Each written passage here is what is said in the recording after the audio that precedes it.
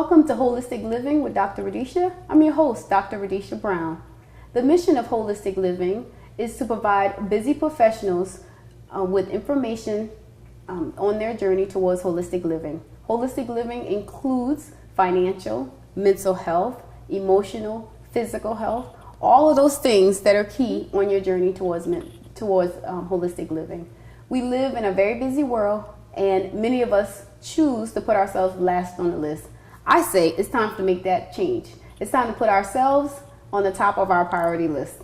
So today we're going to be talking about mental health. And to help us in that discussion, we have an expert here. Her name is Nathalie Ellis. Welcome. Thank you. Thank you for being here. I'm happy to be here. So we're going to be talking about the importance of mental health on our journey towards holistic living and wellness. So before we get started, I'd like to ask my guests some rapid fire questions. Okay. And you can just, whatever comes to mind, you just answer. Okay. All right. I am fill in the blank.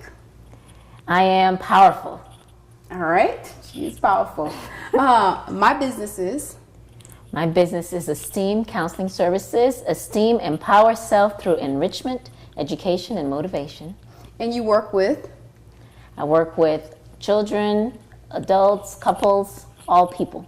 All right. Awesome. People would be surprised to know that People would be surprised to know that I'm from Haiti. I'm Haitian. Really? I did not know that. I am. How long? Haiti. Nice. Yep. What a beautiful country. Thank you. It is. It's a very beautiful country. All right. That's what a little bit of the accent comes from. That's very much where the accent comes All from. right. Yes, I was born there. Awesome. What did you want to be when you were growing up? Well, my first career choice was going to be like Perry Mason and Matlock. I wanted to be a criminal defense attorney. Oh, good. That's what I wanted to be. Instead, you became? I became a counselor, a therapist, Awesome. mental health therapist. Awesome. All right. Yeah. So you work with clients that are experiencing issues in their life? Correct. I work a lot with clients who's experiencing some mental health issues, who's having a lot of distress and have a hard time functioning with their day-to-day life. Okay, awesome. How'd you get started? Well, I think since probably middle school, I knew I wanted to be a counselor, and I knew that I needed to obviously get finished through high school, get my college degree, and also get a master's. So in order to be a counselor, you have to have a master's degree. So just followed the steps. That's what's necessary and needed to become a counselor. And here I am. Here you are. Here I am. What made you start your own business? Well, the counseling field, interestingly enough, is there's a lot of paperwork. There's a lot of demands, a lot of expectations, and I don't do so well under those restrictions and under those demands. And so, and I wanted to be more creative and do more things. And so I thought having my own business where I could do more counseling, focus on the counseling versus the paperwork, I think that was the best way to go. So I truly enjoy having my own business in the mental health field. Oh, and I know it can be overwhelming and stressful sometimes. It can be. It can be very overwhelming and stressful. Awesome. So what are some tips that you use yourself to stay grounded on your journey towards holistic living? Well, that's a very great question. So obviously a lot of my days spent listening to clients. So I spend hours at a time listening to what people have to say. So throughout the day and even throughout sessions, I'm constantly taking deep breaths, or I'm constantly squeezing a ball, being aware and paying attention to what my body's telling me, what my mind is telling me. Sometimes too, between sessions, I do a quick meditation or a quick yoga stance, go outside and take a walk, get some sunlight, get some vitamin D. And one of my favorite things to do is visualize. I love going to the beach, and since I can't get there, then I just visualize myself at the beach. So those are some of the things that I do from day to day, and minute to minute at times, just to keep me grounded and to keep things from getting overwhelming.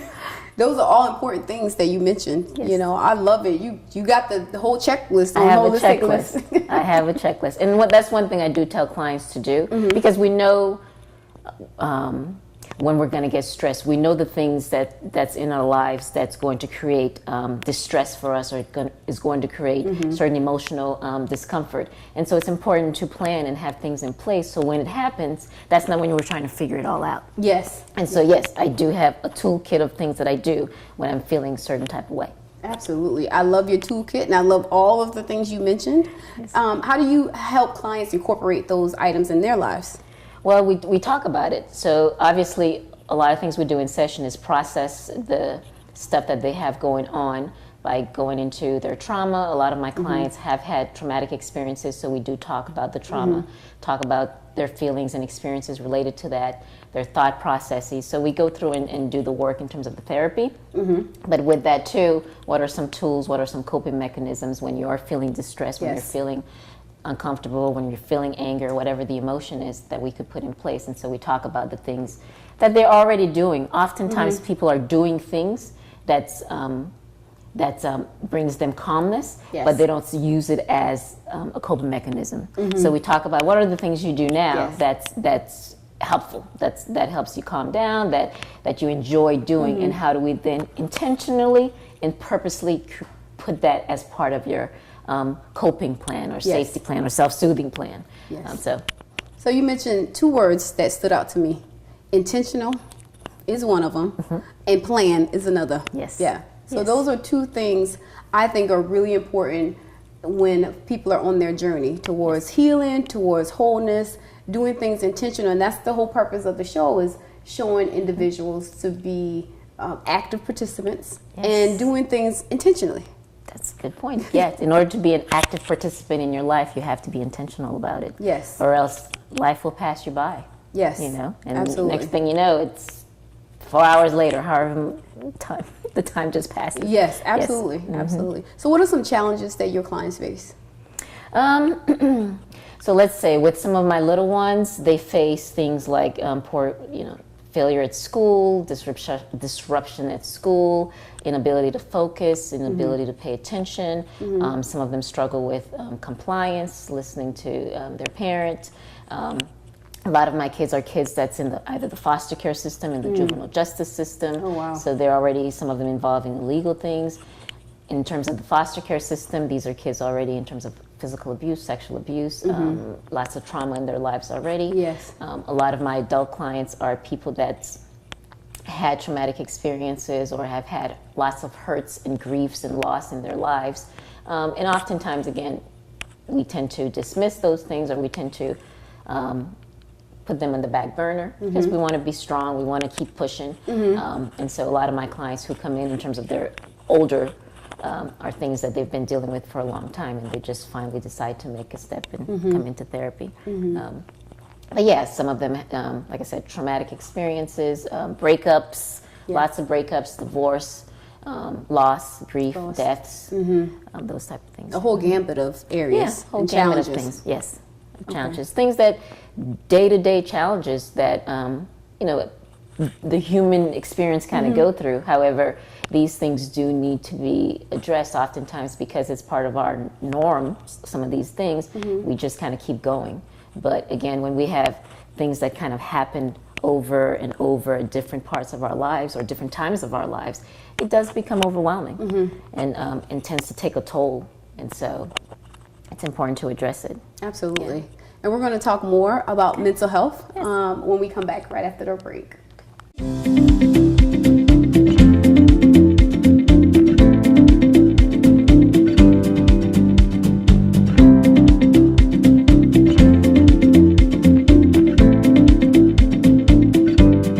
Welcome back to Holistic Living with Dr. Radisha. I'm your host, Dr. Radisha Brown. And if you're just joining us, we're talking about mental health, and we have a guest expert here. We have Nathalie Ellis. Thank you for being a part of the show. Thank you for having me. All right, awesome. And before the break, we were talking about the impact of mental illness and mental health and all of the challenges that sometimes clients face that you serve. So what is your definition of mental wellness? Mental wellness for me is all about self-awareness of what's going on primarily in your mind in terms of your thought processes and paying attention to how it's impacting then your emotions, how it's impacting your body sensations, how then it's impacting your actions.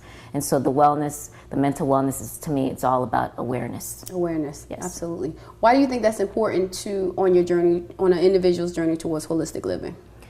Well, because again, as we live our lives, we experience all types of things, and each of these things that we experience, we put meanings to those experiences, and with those meanings, there's emotions, there's things that happen, and so, and again, oftentimes things become overwhelming because we don't always take the time to kind of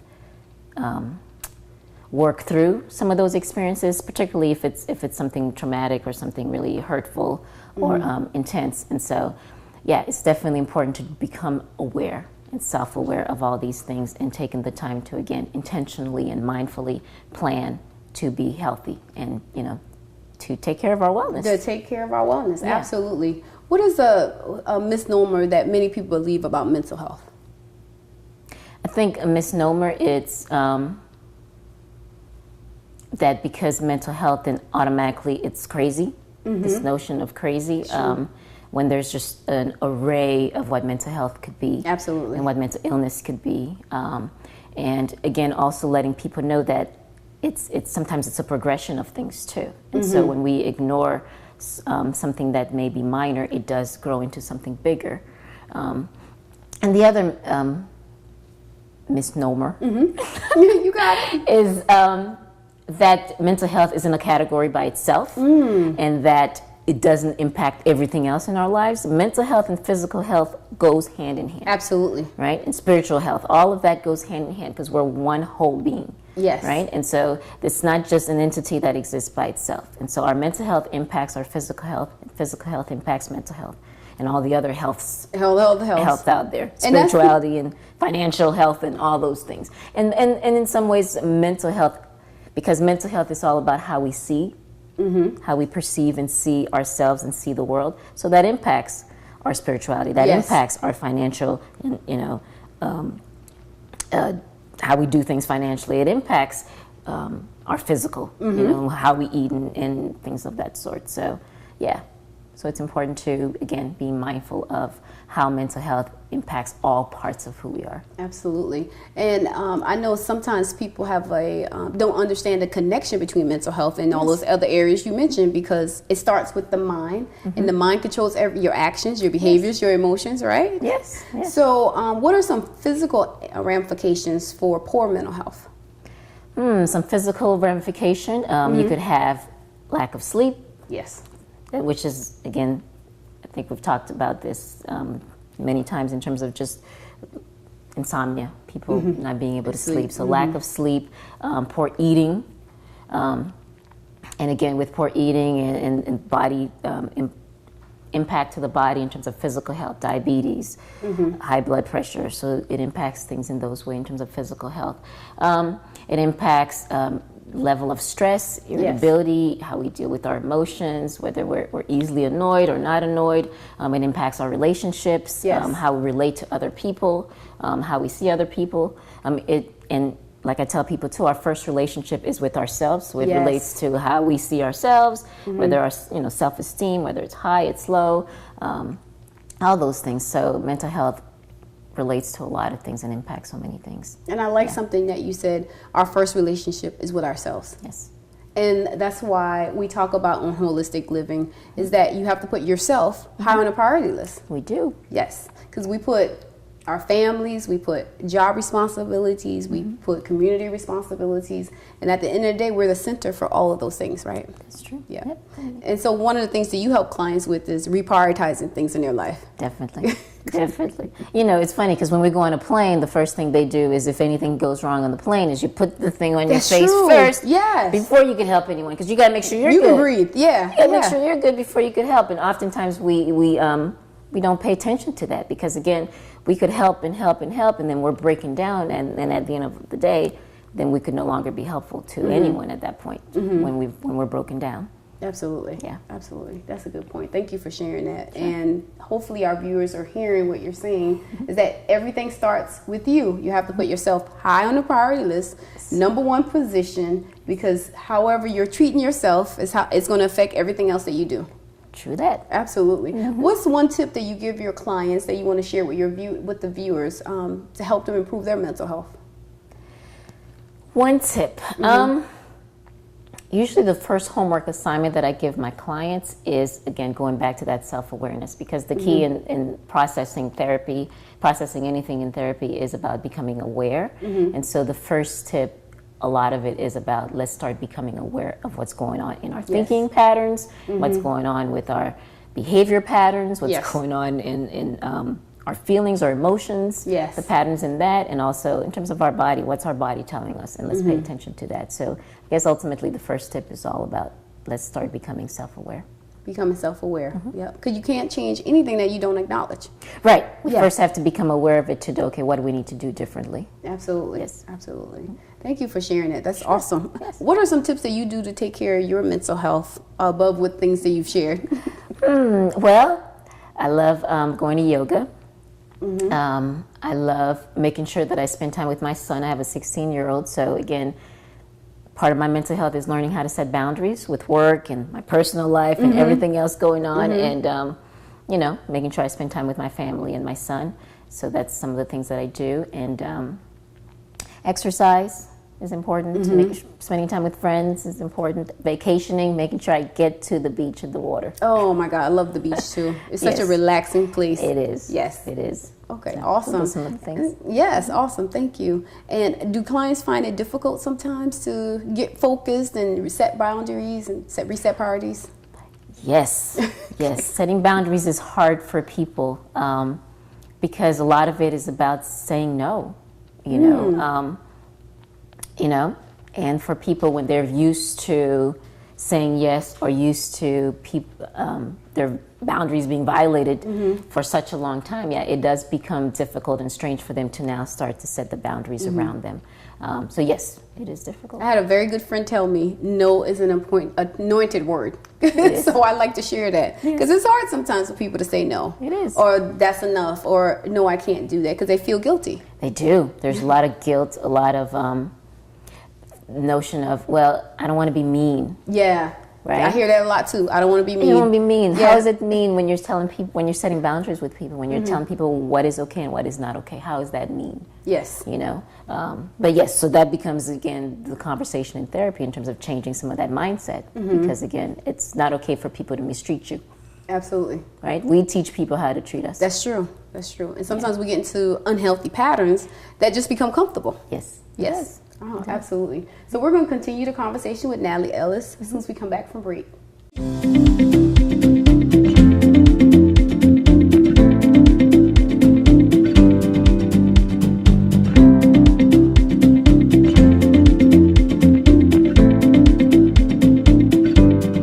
Welcome back to Holistic Living with Dr. Radisha. I'm your host, Dr. Radisha Brown. And if you're just joining us, we're here with Nathalie Ellis, who's an expert in mental health. And she was telling us how important it is for us to take care of our mental health on our journey towards holistic living. So Nathalie, I know you're a busy professional. I am. You have lots of responsibilities. You talked about your son, for example.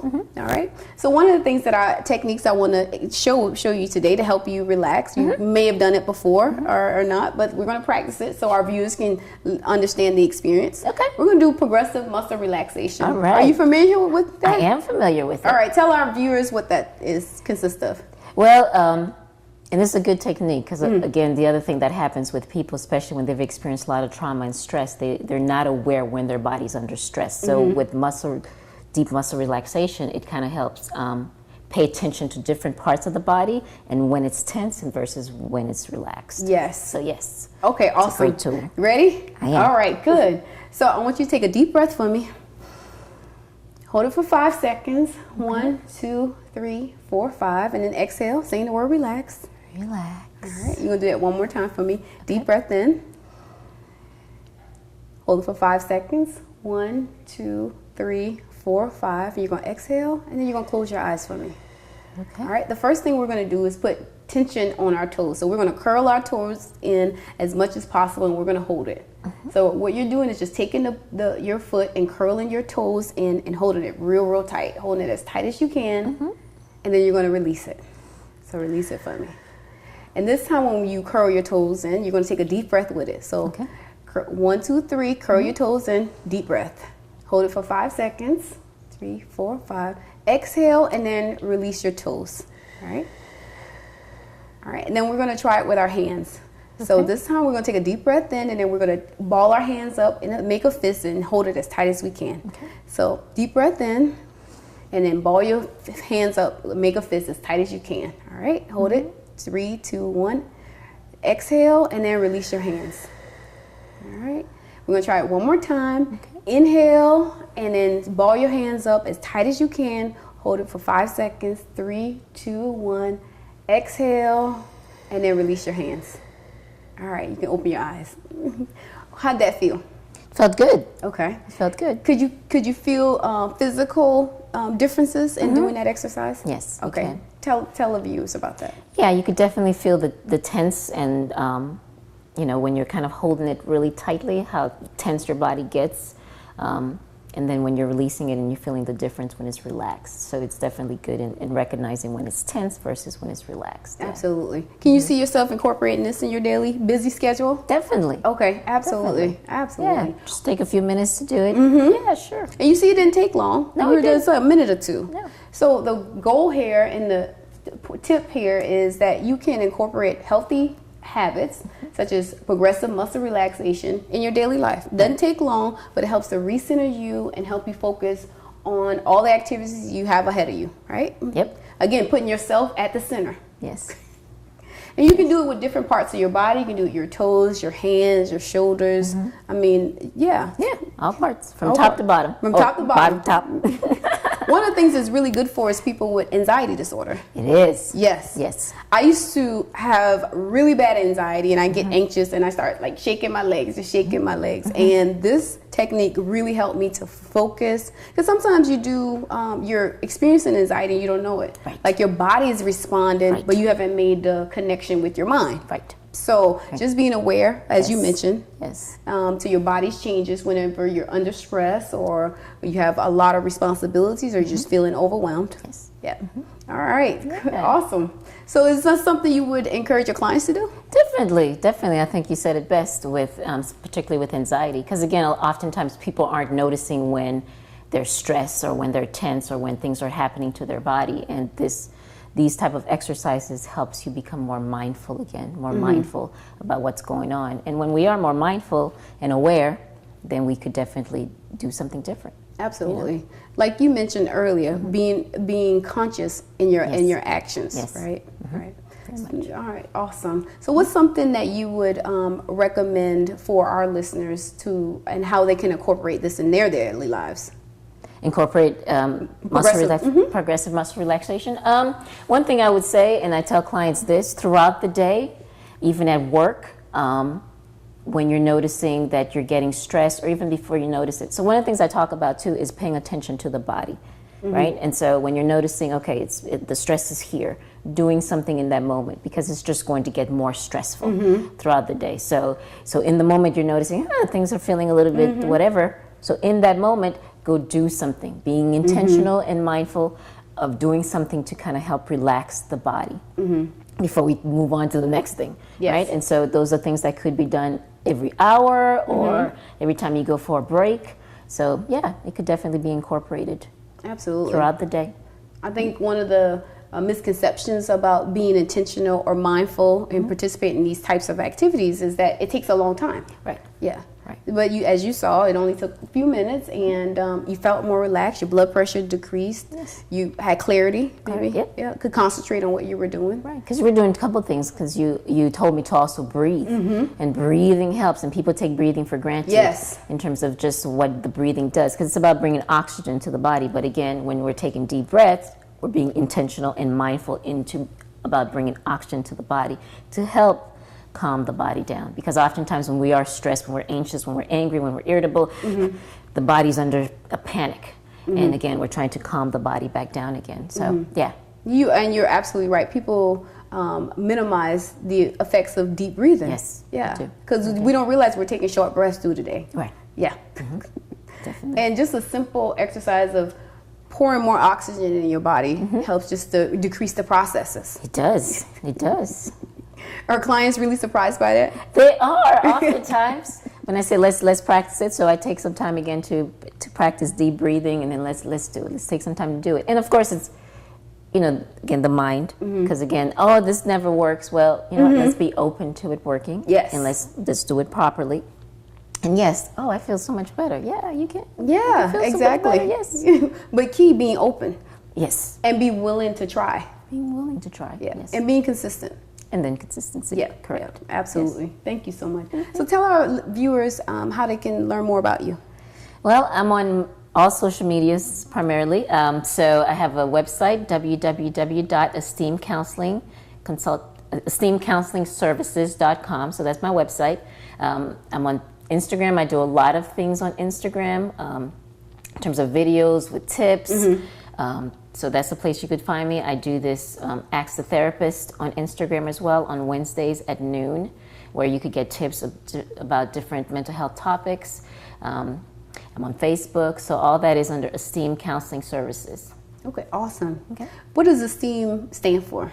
So ESTEAM, it's Empower Self Through Enrichment, Education, Motivation. Oh, wow. So that's what ESTEAM stands for. That's awesome. All of that's part of the journey towards holistic living. All of that is part of it. And my goal is to help clients to feel empowered, to enrich them, to educate them about mental health, and to definitely motivate them all about mental health. Yes. Absolutely. Thank you so much for being on the show today and helping our viewers understand the impact of mental health in their lives. Yes. Thank you for watching. I want to remind you that the only requirement on your journey towards holistic living is for you to be present and intentional on that journey.